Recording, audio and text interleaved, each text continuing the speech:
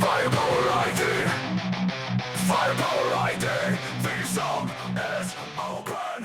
Fireball ID. MINSK in a landscape increasingly blurred between propaganda, defense, and geopolitical conquest. A brief announcement by Belarusian President Alexander Lukashenko this week has sparked concerns across Eastern Europe. In a public statement, Lukashenko declared that the Russian-made medium-range ballistic missile system, known as Oreshnik or RS-26, will begin deployment on Belarusian territory by the end of 2025.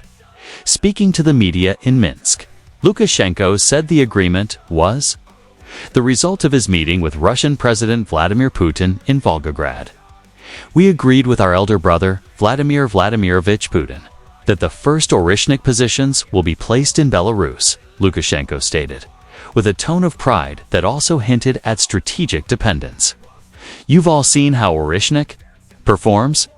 This weapon will be in Belarus before the year ends. Oreshnik, technically known as RS-26, is a medium-range ballistic missile system whose specifications remain shrouded in secrecy by the Kremlin.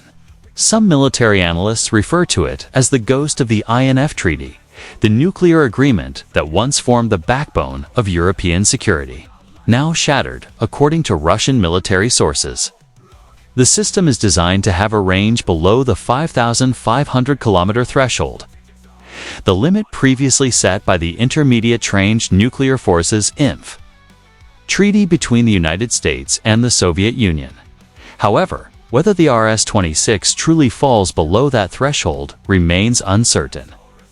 Many suspect the system technically violates the spirit of the INF, even if it no longer breaches the letter of a treaty that no longer exists. The deployment of a system like RS-26 is not merely a defensive move. It is a message, said Igor Sutyagin, a defense expert at the Royal United Services Institute RUSI, speaking to the European Standard.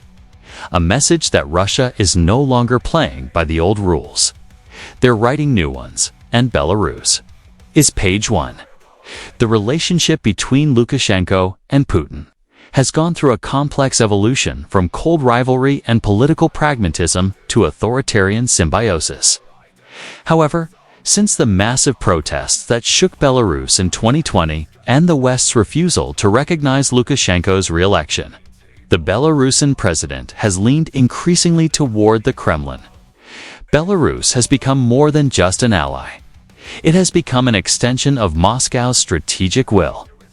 The deployment of Oreshnik marks a major step in that transformation. No longer just a staging ground for joint exercises or troop movements, Belarus is now becoming a host to strategic weaponry capable of threatening the heart of Europe. This marks Belarus's transformation from a buffer state into a frontline state, wrote Eastern Europe analyst Anola Utrisk of the Council on Geostrategic Affairs. And in the context of the ongoing conflict in Ukraine, signals the opening of a new chapter in Russia's military doctrine, deploying long-range weapons in politically safe territories, without technically expanding Russian territory. Itself, reactions to the announcement have varied, but most reflect unease. The Baltic states, long living in the shadow of Russian military dominance, now see Belarus not as a neighbor, but as an immediate threat. Lithuania has accelerated its defense coordination with NATO, while Poland held an emergency meeting of its National Security Council. We consider this a serious threat to regional stability, said Poland's Minister of Defense at a press conference in Warsaw. Any medium-range missile system deployed in Belarus will have the capability to strike most of Poland, Germany, and even France within minutes. Meanwhile, NATO has yet to release an official statement, but diplomatic sources indicate the alliance is assessing the strategic impact of the RS-26 deployment. In Washington, the Pentagon declined to provide detailed comments, but a senior defense official stated that any deployment of strategic weapon systems in Belarus will be a matter of serious concern for the United States and its partners. The collapse of the INF Treaty in 2019, after the U.S. formally withdrew, Citing Russian violations opened the door to a new arms race.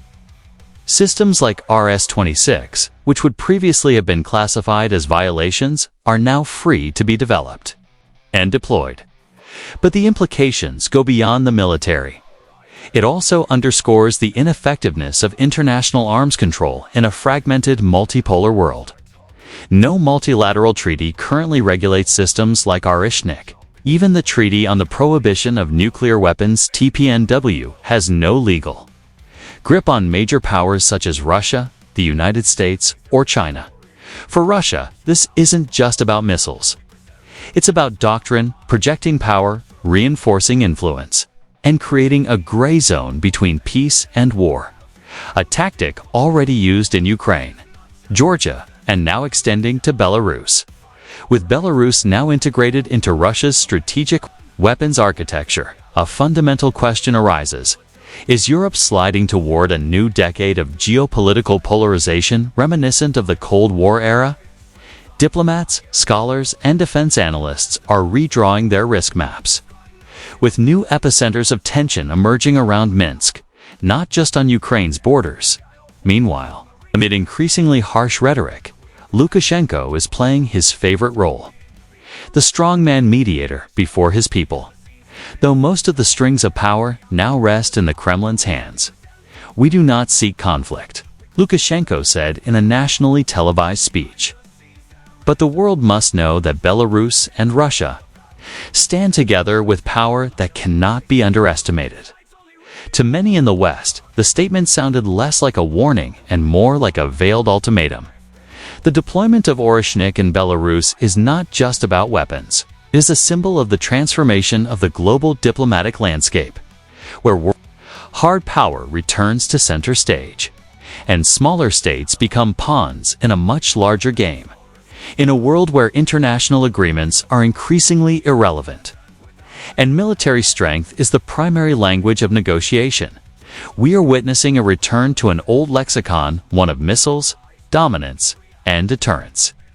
And this time, Belarus, the lowland nation at the heart of Eastern Europe, is page one of a new chapter being written in nuclear ink.